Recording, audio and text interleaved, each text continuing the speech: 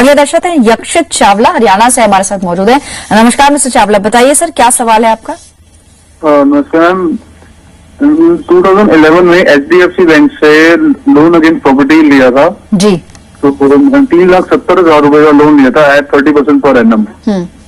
तो तब बताया नहीं गया था ये फ्लोटिंग रेट है या फिक्स रेट है, तो बाद में पता लगा कि तो ऐसे करके 10 बार रेट ऑफ इंटरेस्ट चेंज हो गया। अब वो 15.25% चल रहा है। ठीक है, फ्लोटिंग पे आपने लिया था। हाँ जी, फ्लोटिंग रेट पर आपने लिया था ना, इसीलिए आपका इंटरेस्ट रेट बढ़ रहा है। तो बैंक से आपने बात की है? हाँ बात की, हमें पहले इन्फॉर्म नहीं किया गया था कि फ्लोटिंग या फिक्स है, तो फिर अब बाद में बताया गया। तो ऐसे करके 28 EMI बढ़ गई हैं। ओके, तो उसका हिसाब हमने मांगा कि कैसे कैलकुलेट कर रहे हैं, तो बोलते हैं कि सॉफ्टवेयर करता है, तो ढंग से बताते नहीं है, क्या करें हम। और जहां तक अवधि का सवाल है, आई थिंक ये 10 साल के लिए आपने लोन लिया है यक्षित, ये 10 साल का लोन है? Yes ma'am. ठीक है, बाकी इन्फॉर्मेशन मेल में आपने मेंशन की थी। पंकज बताइए अब ये क्या करें, जिस वक्त ये सैंक्शन हुआ था तब शायद इन्होंने ध्यान नहीं दिया, फ्लोटिंग रेट पर इन्होंने ले लिया है, जिसकी वजह से ब्याज दर बढ़ती चली गई है। 13% पे इन्होंने लिया था और अब 15.25 के आसपास पहुंच गई है। अगर इसी अवधि की बात करें तो क्या शिफ्ट करना एक सही सोल्यूशन होगा आपकी नजर में? देखिए, बेसिकली सभी कस्टमर को 3 चीज का ध्यान रखना चाहिए कि आप लोन लेते हैं तो आपको 3 चीज का बहुत बारीकी से ध्यान रखें। तो प्रोसेसिंग फी होती है जो हम अपफ्रंट देते हैं, जो एग्जैक्टली हमारा कॉस्ट है। उसके बाद अगर आप लोन लेते हो तो अगर उसको आपके पास कोई फंड आता है तो अगर आप प्रीपेमेंट करना चाहो तो उसका प्रीपेमेंट चार्ज क्या है। और तीसरी चीज है कि आपने कौन सा लोन लिया है। 3 प्रकार की लोन होती है, एक फिक्स रेट होती है, एक फ्लोटिंग रेट होती है, एक ड्यूल रेट होती है। ड्यूल रेट जो होती है वो 2 से 5 साल के लिए फिक्स होती है, उसके बाद वो फ्लोटिंग हो जाती है। क्योंकि उनका loan floating rate of interest है तो RBI की मॉनेटरी पॉलिसी का असर उनके ब्याज दर पे पड़ता है। हमने देखा है कि पिछले 2 सालों के अंदर रेपो रेट बढ़ के 8% तक पहुंच गया है, तो सभी बैंकों को अपनी अपनी लोन के इंटरेस्ट रेट बढ़ाने पड़े हैं। तो ये कोई वो बात नहीं है, ये ऑलरेडी फ्लोटिंग रेट में हर एक लोन के साथ ये होता है, तो इनके साथ भी ये हुआ है।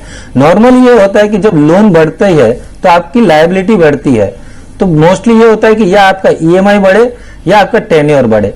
इनके केस में बैंक ने टेन्योर बढ़ा दिया है, EMI को सेम रखा है, तो 15% ब्याज तो डेफिनेटली बहुत हाई है। तो आज की डेट में 13% लोन देने वाली बहुत सारी बैंक है जो मॉर्गेज को देती है, हाउस प्रॉपर्टी को। तो IDBI बैंक है, एक्सिस बैंक है, ऐसी बैंक को अप्रोच करके इनको ट्रांसफर के लिए कोशिश करनी चाहिए जी। ये ट्रांसफर करने के लिए उनको 2 कॉस्ट बेयर करने पड़ेंगे।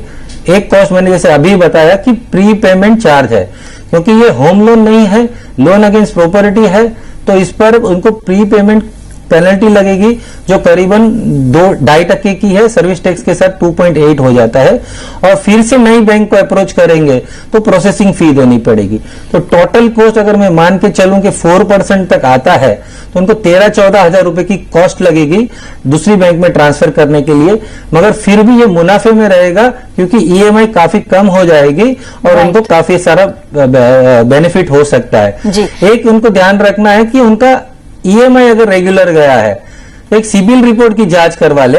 अगर 750 से ज्यादा का अगर स्कोर आता है तो इनको ट्रांसफर में कोई भी दिक्कत नहीं आएगी। ये मेरा मानना है कि ट्रांसफर के लिए कोशिश करें, क्योंकि HDFC तो घटाएगी नहीं, जब रेपो रेट घटेगा तब घटाएगी।